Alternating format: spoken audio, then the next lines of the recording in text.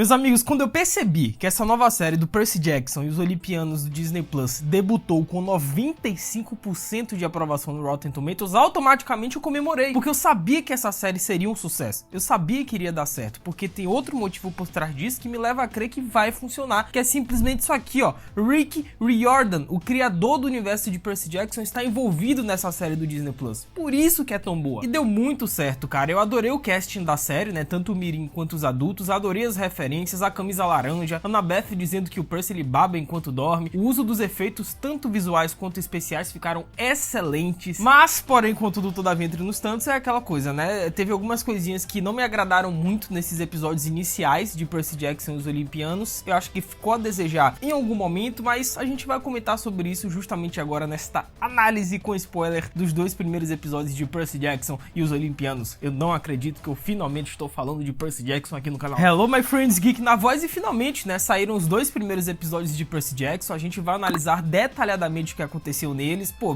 pra quem conhece o Geek sabe que eu adoro o universo criado pelo Rick Riordan, essa mitologia grega, os elementos. É fantástico, cara. E outra coisa também que é muito boa é o casting da série do Percy Jackson e os Olimpianos. Ó, o Disney Plus acertou em cheio, velho. Porque não só a idade dos atores condiz com os dos personagens, como também é um acerto em relação aos fatídicos filmes do Percy Jackson da Fox, né? Porque uma das principais diferenças entre as representações do Percy Jackson, do Logan Lerman e do Walker Scobell agora é a idade. Pois na época das filmagens da adaptação cinematográfica de 2010, o Logan Lerman tinha 17 anos, né? Então o filme aumentou a idade de Percy para 16. Só que, como vimos, isso prejudicou a intenção narrativa do livro de seguir Percy durante sua adolescência, cara. Ou seja, a idade do Percy no livro é extremamente importante para a jornada do personagem. O fato do personagem principal, do Percy, ele ter 12 anos nos livros, não é ao acaso. Isso faz total diferença e é proposital, né? E o fato do Walker, ele ter 13 anos na vida real, né? Um a mais do que a sua versão no livro, cara, é perfeito. Simplesmente casou perfeito, porque ele tem tempo, ele tem espaço para mudança dentro da série. Ele vai evoluir conforme seu personagem, já que a jornada do Percy envolve mudanças e, em última análise, tomar uma decisão que vai afetar o mundo aos 16 anos, né? Mas calma que eu não vou falar mais nada além disso, tá? Porque já seria pular etapas, soltar alguns spoilers, eu não vou fazer isso nesse vídeo, tá? Mas comenta embaixo, vocês curtiram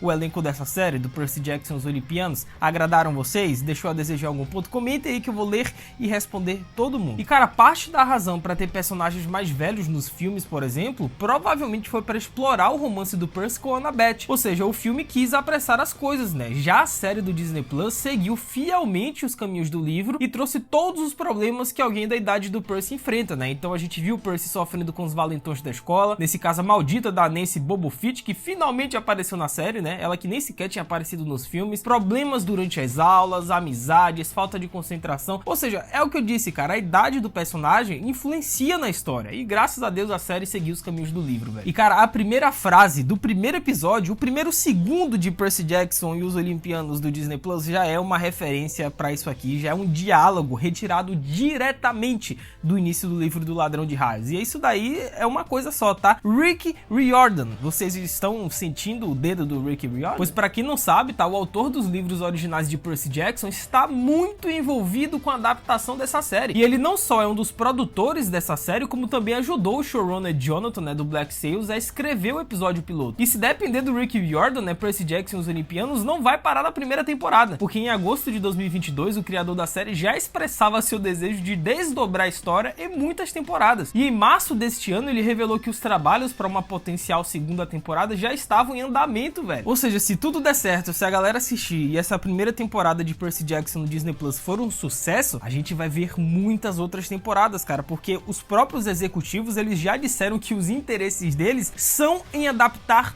todos os livros de Percy Jackson, todos os 5 principais livros, 5 temporadas de Percy Jackson. Eu tô no céu. E se vocês perceberem, né, cada título de episódio é retirado de um título de capítulo do livro, né, sendo que os títulos dos episódios seguem os capítulos do livro cronologicamente. O episódio piloto, por exemplo, se chama Sem Querer Transformo em Pó a Minha Professora de Iniciação à Álgebra, que é simplesmente o nome do primeiro capítulo do livro, velho. Sintam, somente sintam o dedo do Rick Riordan lá. E assim, cara, eu poderia passar horas aqui nesse vídeo citando os detalhes, referências, easter eggs que o Tio Geek conseguiu identificar nesses 2 primeiros episódios de Percy Jackson, mas eu vou deixar para fazer isso em outro vídeo em específico que vai sair hoje ainda aqui no canal, tá? Às 18 horas da noite, marca aí, se inscreve, ativa o sininho, vai sair um vídeo de detalhes dos 2 primeiros episódios de Percy Jackson e os Olimpianos. Vão por mim, meus amigos, tem tanta coisa que eu peguei, tanto easter egg aí da galera dos livros, até easter eggs em relação aos filmes, ó, fica ligado aqui no canal, tá? E cara, esse detalhe inicial, né, do Percy já demonstrar o seu lado hiperativo, alinhado ao déficit de atenção, sempre foi algo muito interessante na saga do Percy Jackson, né? Porque não só manda uma mensagem para todas as crianças do mundo que tem TDAH, ou seja, vocês também conseguem, como também é algo que faz sentido com a jornada do personagem, porque todos os semideuses ou meio-sangues enxergam a realidade de forma totalmente diferente dos humanos comuns, sendo que esse lado hiperativo também do Percy vem muito do instinto natural dos semideuses em já se preparar para o campo de batalha, por isso que ele é todo agitadinho, todo assim serelepe, isso daí já é em preparação para o que vem a seguir na vida dele, para batalha. É por isso que todos os outros semideuses, eles têm TDAH, eles são hiperativos, todos eles, sem exceção. E é por isso, inclusive, como eu disse, que muitas crianças se identificam com o Percy Jackson, adoram esse personagem. Eu, por exemplo, eu tenho TDAH também, então, pô, eu tô vendo ali um moleque que, né, eu só não sou filho de Poseidon, mas o resto é quase igual. Sendo que esse detalhe do Percy, ele pular de escola em escola, quase que anualmente, é outro detalhe também que a série não trouxe, mas para quem já leu os livros sabe que isso implementa ainda mais a jornada do Percy e seu problema de TDAH, né, cara? Porque ele é um semideus, então o Percy, ele vivia brigando de escola em escola, ele tinha que ser transferido quase que anualmente, ele arranjava confusão em tudo que é lugar que ele ia, até que ele se encontrou na Iense Academy, né? E isso daí até o lance com a senhorita Dodds, né? Que aí foi tudo por água abaixo. E se vocês perceberem, o motivo da mãe do Percy, né, morar com um sujeito largado, como é o caso do Gable, é que o mau cheiro de álcool do rapaz espantava as criaturas do Percy, né? E eles não conseguiam identificar o cheiro do garoto, porque o Percy, ele nasceu um semideus. O Poseidon veio à Terra, meteu o boneco na mãe do Percy e assim nasceu o mais novo semideus. E durante anos, né, tanto a Sally, né, a mãe do Percy, quanto o Grover, que é o melhor amigo do Percy também nessa jornada dele, eles faziam de tudo para inibir os poderes do garoto no mundo normal, porque a partir do momento em que o Percy, ele ativasse os seus poderes, isso iria chamar a atenção de muitas criaturas, cara, como foi o caso da senhorita Dodds. E calma que já a gente vai falar do Grover, tá? Que foi um destaque para mim desses 2 primeiros episódios, é o meu personagem favorito da franquia Percy Jackson, adorei o que fizeram com ele na série, eu acho melhor inclusive do que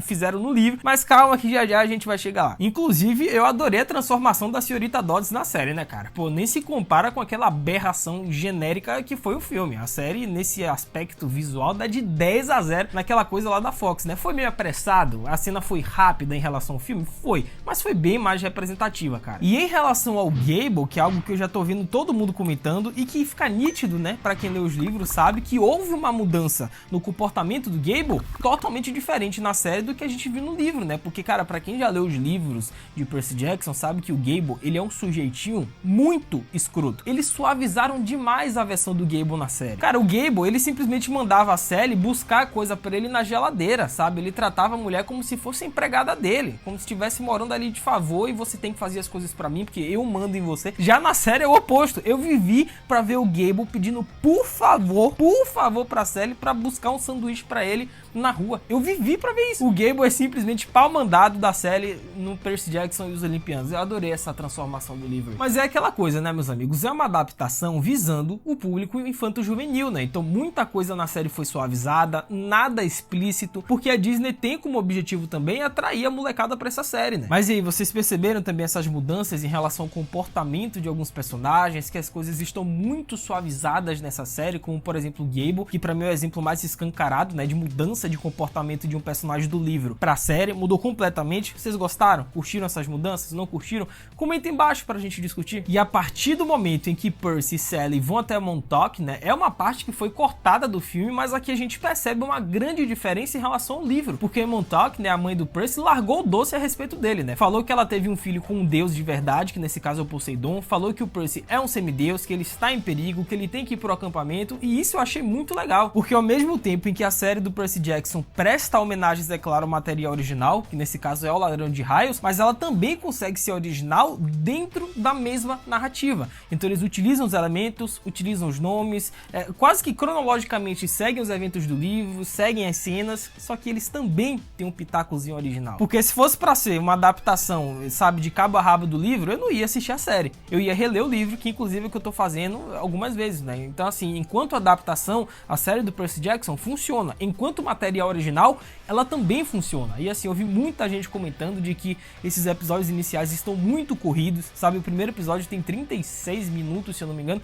Realmente é curtinho, mas, gente, isso é uma proposta da série, tá? O fato do Percy ser corrido, ter esse ritmo mais dinâmico, é proposital. É quase que impossível você adaptar 100% dos eventos que a gente viu no livro, né? Porque, novamente, uma mídia é diferente da outra, cara. Não dá pra você comparar um livro que tem 400 páginas com 8 episódios, 10 episódios de uma série que foi adaptado pro Disney Plus. Simplesmente não tem como. No livro, você tem muito mais espaço, você tem tempo pra poder descrever os personagens, os cenários, o universo. Já na série, ó, papum, você tem que fazer algo mais dinâmico, cara. E aí a gente entra no tema dos deuses do Olimpo, né? Que foi algo que não foi muito bem explicado nesses episódios iniciais de Percy Jackson e os Olimpianos, porém eles mostraram até que bastante, tá? Foi bem expositivo o roteiro. Porque os três grandes no universo de Percy Jackson é um termo utilizado para poder representar justamente os três grandes deuses, né? Que é Hades, Poseidon e Zeus. Todos eles são filhos de Cronos. Afinal, após a Segunda Guerra Mundial, o oráculo previu que um semideus, filho de um dos três grandes, iria destruir ou salvar o Olimpo aos 16 anos. E para isso não acontecer, eles juraram sob o rio Estige que não teriam mais filhos com mortais, né? Porque vocês sabem que os deuses adoravam ir pro mundo mortal e meter o boneco nas coitadas. Porém, contudo, todavia, tanto Zeus quanto Poseidon quebraram esta promessa, resultando no nascimento de Thalia e Percy Jackson. E por conta disso, velho, existe uma rivalidade muito forte entre esses três deuses, né? Porque o Hades, ele não quebrou o juramento devido aos seus filhos terem nascido antes do juramento. E é por isso que rola toda essa gritaria no universo de Percy Jackson em relação ao Percy, né? Ele nasceu após o juramento entre os três grandes, e tem gente que não gosta disso. E com medo de que o pior acontecesse na vida do garoto, foi encaminhado pro Percy justamente o Grover, né? Que ele é um sátiro e tem como principal objetivo proteger os semideuses. E cara, eu simplesmente adorei o Grover dessa série do Percy Jackson, os Olimpianos, tá? Na minha opinião, pode ser meio polêmico isso que o Tio Geek vai falar aqui agora, vai contra talvez o fandom, mas eu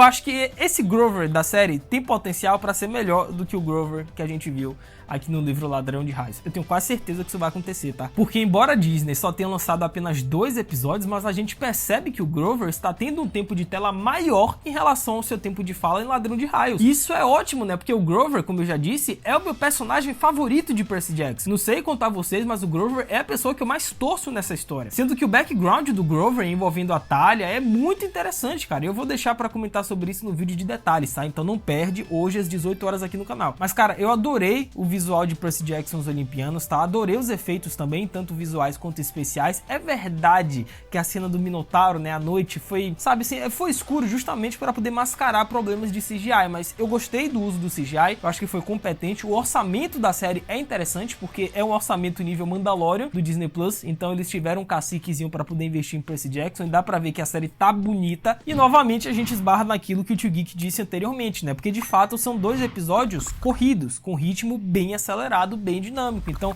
a cena do Minotauro dava pra ter estendido um pouquinho, como a gente viu ali nos livros, né, algo mais detalhado. Poderia ter acontecido, cara, mas novamente, é um episódio piloto de 36 minutos. A proposta do episódio foi justamente ser corrido, ser dinâmico, pra poder apresentar todo esse universo, e aí no decorrer da temporada é que eles vão desenvolver o universo e a mitologia direitinho. Mas no início tinha que ser corrido mesmo, cara, assim não tem o que fazer. Mas, cara, não tem como reclamar, porque tá tudo lá, velho. Todos os detalhes do livro, os principais momentos, a Disney não cortou nada do que a gente viu no livro até agora. O Percy ficando com o chifre do Minotauro, ele acordando no acampamento e a Annabeth dizendo que ele dorme de boca aberta, né, que é uma frase tirada diretamente do livro. A camisa laranja do acampamento, que até nisso os filmes conseguiram errar. A captura da bandeira, a Clarice, né, que é uma personagem que só foi aparecer no segundo filme, Mar de Monstros, já que ela aparece logo de cara, como nos livros. E eu adorei também, cara, que é igualzinho o material original, né, desde o colar até a cena do banheiro, né, onde o Percy bota a Clarice e suas comparsas pra fora. Então é aquilo, foi meio corrido? Foi, mas eles mostraram tudo que tinha pra mostrar, velho. Pra mim foram episódios dinâmicos, porque o fato dos episódios não serem longos, como eu disse, é uma proposta da série. E é o que eu disse anteriormente, eu acho que a escolha do cast, do elenco dessa série, foi um acerto gigantesco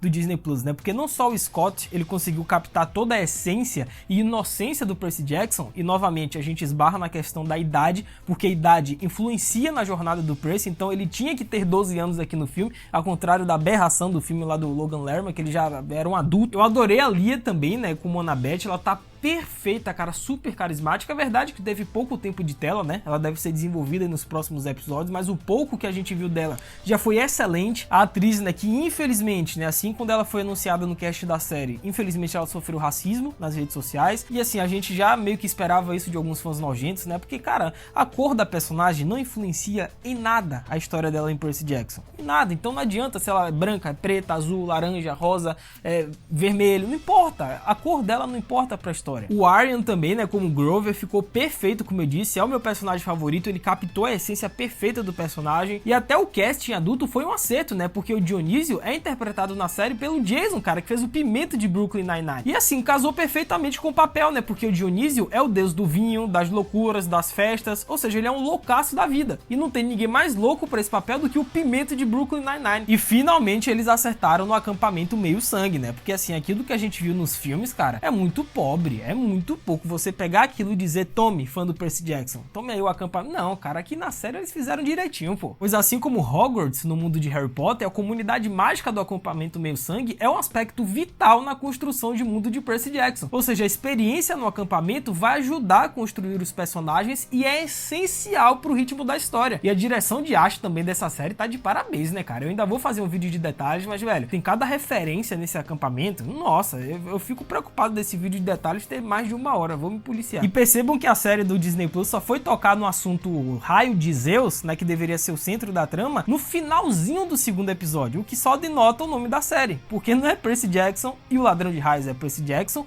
e os Olimpianos, então eles devem dar um destaque maior para a trama envolvendo os Olimpianos, essa trama interna, toda essa treta que acontece entre os deuses, justamente nessa série, porque essa trama do Ladrão de Raios, cara, é fachada para a confusão maior que está por vir entre os deuses e semideuses, né, e parece que a partir do 3º episódio a gente vai ver essa trama em detalhes, velho. E eu simplesmente adorei esses 2 primeiros episódios, como eu disse, tá? Adaptação perfeita, enquanto o material original funciona, enquanto a adaptação funciona. Eu gostei do ritmo, apesar de um pouco apressado, um pouco acelerado. Adorei os efeitos, cara, tanto visuais quanto especiais. A cena do Minotauro achei mais ou menos, tá? Eu acho que dava pra ter esticado um pouquinho mais, mostrado um pouquinho mais, porque o orçamento é grande dessa série. Adorei o casting, mano, perfeito, é uma adaptação perfeita, tô super satisfeito com o que eles fizeram, estão honrando o material original, dá pra ver, dá pra sentir o dedo, né, do Rick Riordan lá. Mas e vocês, estão curtindo o Percy Jackson os Olimpianos? Teve alguma coisa que decepcionou vocês nesses episódios iniciais? Tem algum elogio pra série, algo que o Tio Geek não comentou e que vale a pena? Larga o doce nos comentários, cara, que eu vou ler e responder